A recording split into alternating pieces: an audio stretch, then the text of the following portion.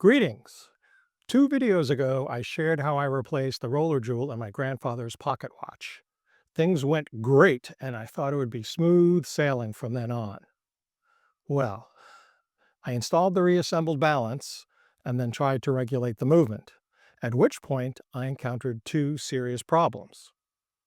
Of course, I'm a young grasshopper, so I should expect by now that sometimes progress is, 3 steps forward and 1 step back. One note, my IPEVO document camera has a better mic than the Epson camera that it replaced, but it's still not great. I've tried recording audio on my iPhone and video using the document camera and then combining the two in editing, but that made editing a real chore, especially when making cuts. So I've concluded I need to buy a bona fide camcorder. I'll aim to do that next month. For now, the audio may be a little wonky. Here's how the movement regulation went. This is the my grandfather's Waltham pocket watch, and you see right down in here the pallet lever, and I have oriented the fork at the end of the pallet lever in the same orientation as the roller jewel will be when I install the balance wheel. Here we go with balance assembly installation.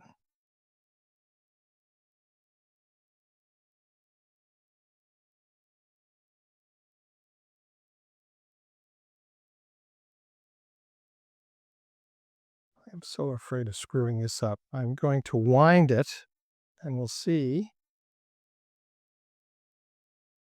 what it does.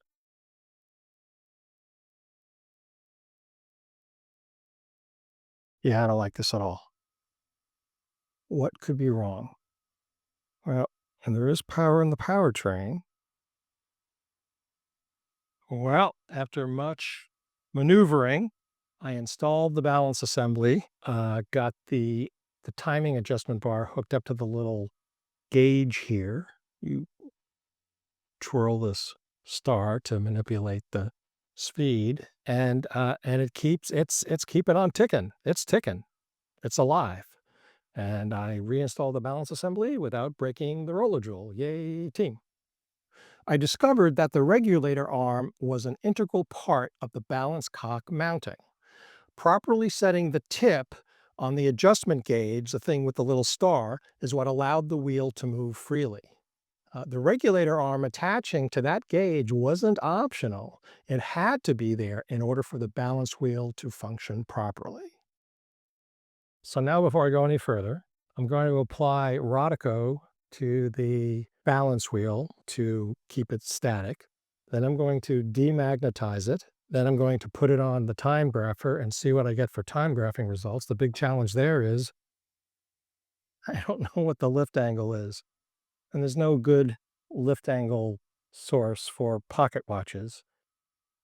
I found a list of pocket watch lift angles on the NAWCC forum, but this model wasn't listed and I wanted to be as precise as I could. So I detoured into calculating the lift angle. And as you're about to see, I discovered something very nasty about the watch's amplitude and beat error when I did that.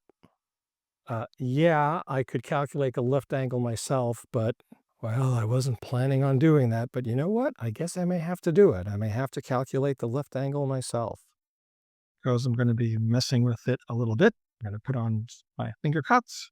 What I'm going to do first is very carefully put a mark on the balance wheel that can be used, lift angle derivation. Yeah, you should be able to see that.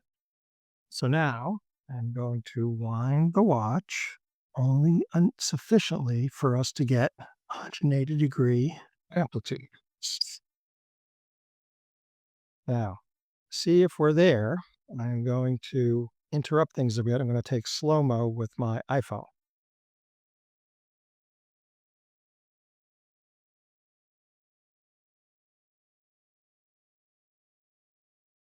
Okay, so the problem I had is I'm not getting even 180-degree amplitude. Getting less than that. Getting like 140 amplitude, which is crazy. So I'm still going to do this though. I'm going to go through this exercise to to see if I can calculate the lift angle. So now I'm going to put the watch on the time wrapper. So this is in a dial down position. Huge beater, huge rate. Okay, that's great. So what did I say? So I said 210. Let's go 105 amplitude, and it says 170. So let's go down to, keep this straight. Let's go down to a lift angle of, let's go down 40 to 40. Let's see what it does. Amplitude of 195, 169.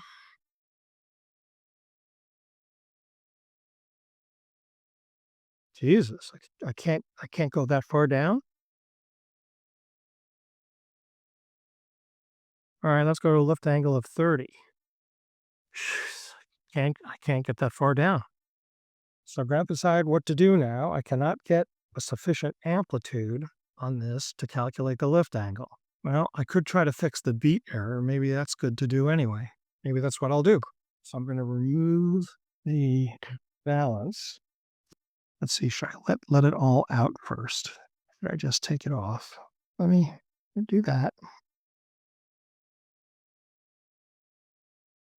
Okay.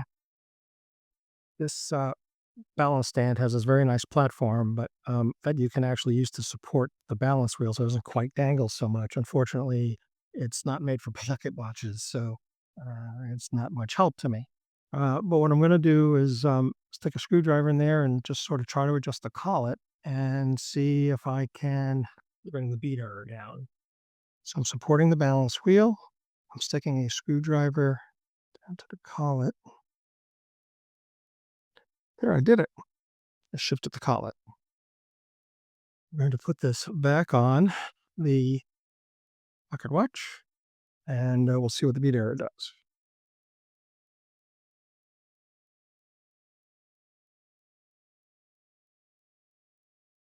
There we go. I think that's it. Yes.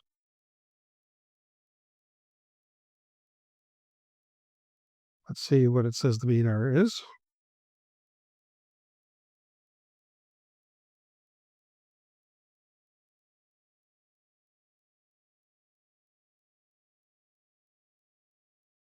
Well, I got the beat error down quite a bit. The rate is still crazy fast. Gotta get the beat error down some more. So I will do that.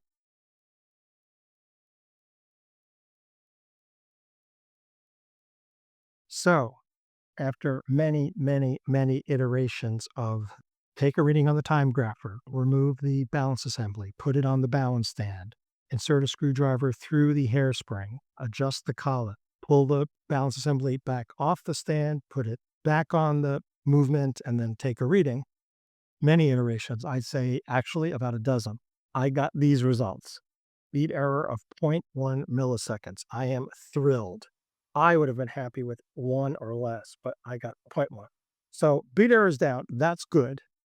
The amplitude is still really low. I estimate visually from using slow-mo, the amplitude is about 135. So with a lift angle of 30, and the amplitude is only 172, and visually is 135. So the amplitude is far too low to even get an estimate of the lift angle. Now, the beat error is great, but the amplitude is terrible. Why would there be a significant power drop between the mainspring and the hairspring? Well, I reviewed my steps so far, and I identified 6 possibilities. When I cleaned the movement, it was my first time ever cleaning, and it was a manual clean. There's no question that an ultrasonic cleaner with L&R chemicals would do a better job. My lubrication skills weren't as good then as they are today. And I used lubes purchased from AliExpress, and one of them, the 9415, was definitely suspect. Maybe all of them sucked. I didn't polish the pivots because, well, I didn't know about polishing pivots when I did the cleaning the first time. I pegged the jewel holes, but I suspect I didn't do as good a job of that as I would today. And I also didn't inspect any of the staffs for end shake. The only remedy for the power loss is to disassemble the movement again and clean it and reassemble it better than I did before. I have a parts tray with 10 compartments. I have cleaned it all with isopropyl alcohol. And what I'm going to do is remove everything, put them into the compartments of my parts tray. I'm going to take photographs as I go along so I make no mistake in putting things back together. After I take things apart, I will do pivot polishing, and I will also pithwood all the jewels and all the holes. First thing is going to be to see, I know that there's no power in the powertrain because the mainspring has run down fully. So I'm going to first take a picture of it sitting here as it is. Now I am going to remove the balance cock.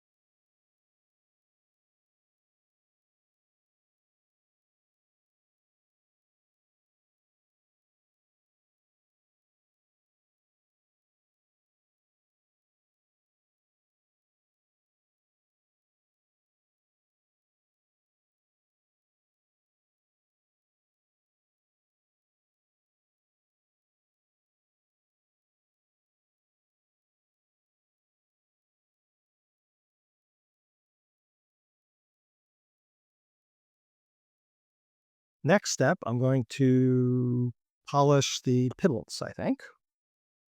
So this will be there, this will be there. Let's pass my parts tray into the camera. So you see how I've separated everything out. Of course, I can cover it. So we have that, and we have the spring, which I will be cleaning by hand. Gotta make sure I have a good barrel winder for that, actually. That'll be something I have to work on. And then we have the main plate. So I'm going to polish the pivots ending up at the balance, and then I'll take apart balance and clean that. So for pivot polishing, I bought these nice little silicone, polishers. And I bought a little, what do you call this? This is a mandrel? There's a name for this thing to hold the polisher so that this can actually be put into something else, which can be attached to a Dremel if you wanted to do high-speed polishing. But I'm just going to be doing manual polishing, and this is fine. Is a fine abrasive that is good for polishing pivots. So let's do that. So here we go. We're going to polish that pivot. All right. So we got the gunk off that. Let's take a look at this key, this wheel. Oh yeah.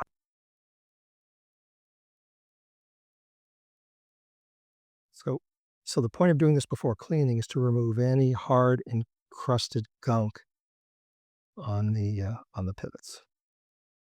The ultrasonic cleaner may or may not be able to get them off, but for sure this thing does.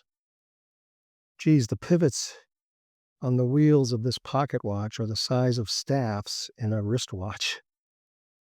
Funny thing.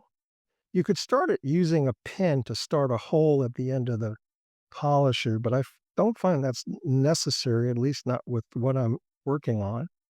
You just basically press this onto the pivot and twirl it, and the light abrasive removes the grime on the pivot, and it sinks into the silicone naturally. Yeah, that's getting that stuff off. Whatever that stuff is, it's off.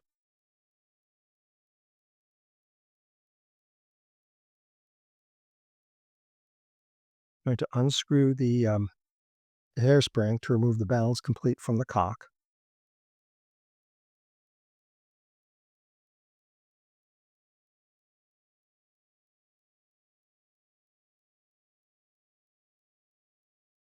Okay, now I'm going to turn it over carefully.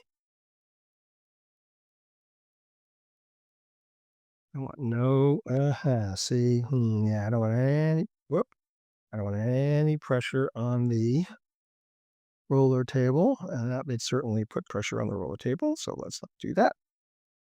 How about, all right, so now the roller table is sitting in this big hole.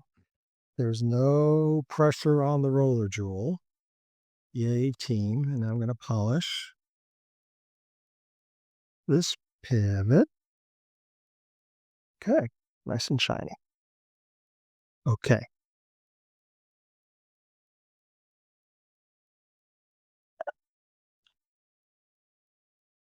All right. Next is pithwooding the jewels. After all that, I pegged the jewel holes. I whittled the pithwood rod into a point and dipped it into roncinol before applying it to the holes. I won't show you that because it's nothing special. Here's the microscopic examination of the pegged holes, and then I'll share dealing with the capped jewels. Okay, so I bought a 0.5x Barlow lens attached to the microscope. So now the microscope goes from, instead of from 7x to 45x, it goes from 3.5x to 23.5x. So let's see. Let's pull this back. And also with the Barlow attached, it's no longer parfocal, which I don't know if that's a thing. Okay, so we're looking at the dial side. Okay. So what do we have here on this jewel? I think what we have here is some wood debris, which will, come off. That's okay. And we got some chipping on this jewel. I'm not really up to replacing jewels yet. So that's that, but the hole looks clean. Another one, hole looks clean. This one, what is that funny? Let's take a look at that from the other side. And then there's this one. I hope that's debris in the hole. I hope that's just wood debris, which will, yeah, it is, which will come out in the ultrasonic. Hey, look at that. That's the tip of my pithwhip. Let me see if I can really get this point in. Let's see what it looks like under the microscope. So that's the size of the jewel hole that I'm cleaning, and that's about how good I can get the tip of my pithwhip. I have to work on my whittling skills, definitely. Let's take a look at the other side. Looks nice, I guess. Looks nice. I'm not a professional jewel evaluator, but these look okay. And again, there's wood debris on them from the pithwood, fragments of wood, but that'll all come off. Okay.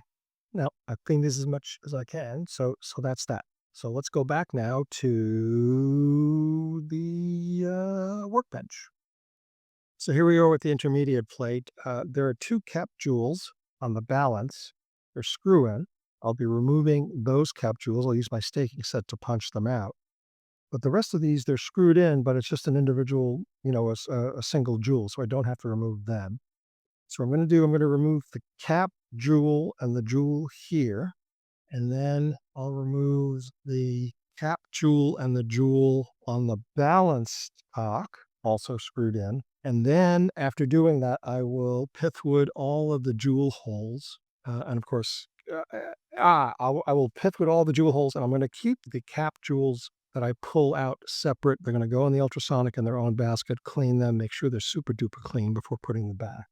So the first step is I'm going to remove the cap jewels.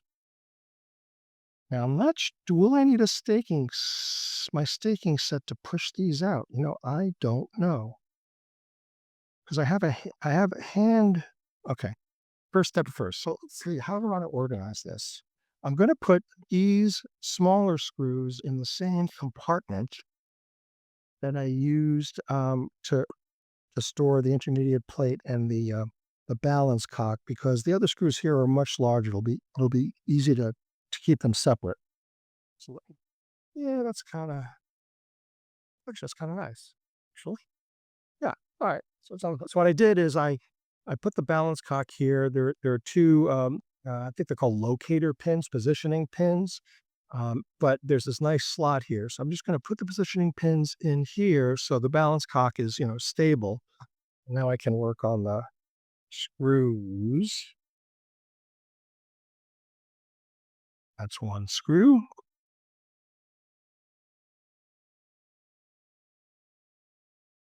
Okay. So now I'm going to very carefully, I'm going to position the parts tray so I carry these screws a minimum distance, right? And I'm going to take one. Oh yeah, these are tied. I'll be able to tell the difference. Take two. That's great. Now I need to push out this so I can use my staking set.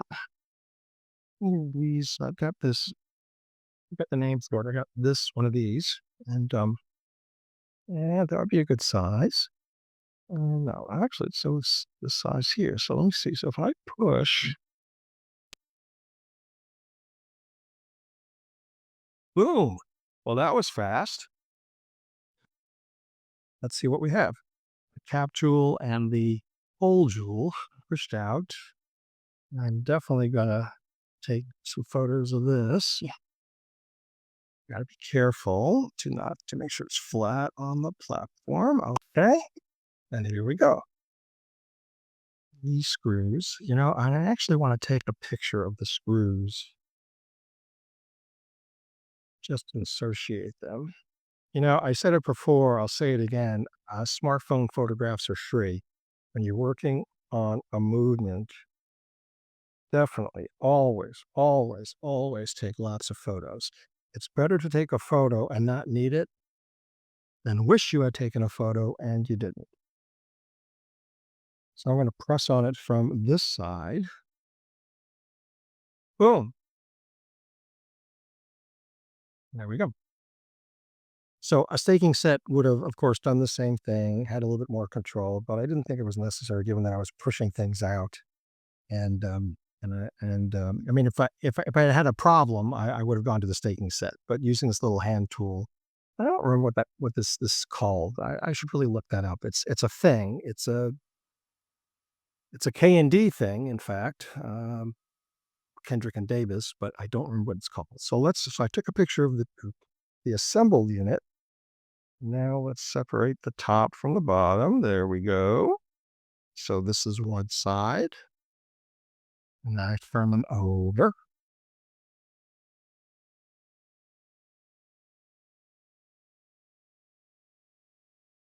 Will I need these photos? I don't know, but I'd rather have them and not need them. The next video in this series will pick up where this one leaves off. That's all I have for you today.